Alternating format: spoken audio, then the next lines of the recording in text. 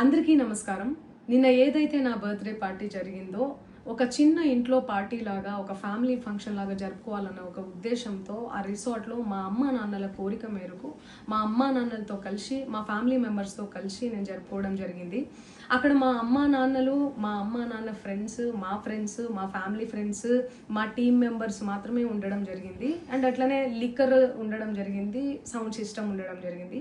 So sound సిస్టమ్కి లిక్కర్కి permission తీసుకోవాలని చెప్పి నాకు అస్సలు అవగాహన లేదు, ఐడియా కూడా లేదు. అది అనుకోకుండా సడన్గా ప్లాన్ చేసుకొని వెళ్ళిపోవడం జరిగింది అక్కడ. సో అందుకు నాకు అవగాహన లేదు, లేకుంటే నేను డెఫినెట్లీ నేను తీసుకునేదాన్ని. నాకు అసలు గైడెన్సీయే లేదు. ఎవరైనా గైడ్ చేసినా కూడా నేను పర్మిషన్ తీసుకునేదాన్ని, లేకపోతే నేను ఎందుకు ఇలా తెలిసి చెయ్యను కదా. సో ఇదంతా ఇలా తెలిసి అయితే నేను తప్పు చేయలేదు, తెలియకుండా ఇది జరిగిపోయింది.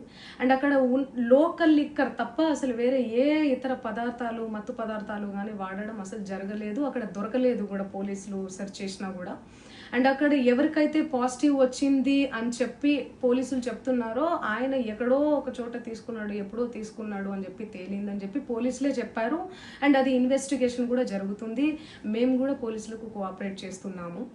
అండ్ నేను ఎందుకు ఇలా చేస్తాను, అసలు నాకు తెలిసి ఎందుకు చేస్తాను, మా అమ్మా నాన్నలతో దట్టు మా అమ్మా నాన్నలు పెట్టుకొని ఇలాంటివి నేను ఎంకరేజ్ చేస్తానా, ఇలాంటివి చెప్పండి.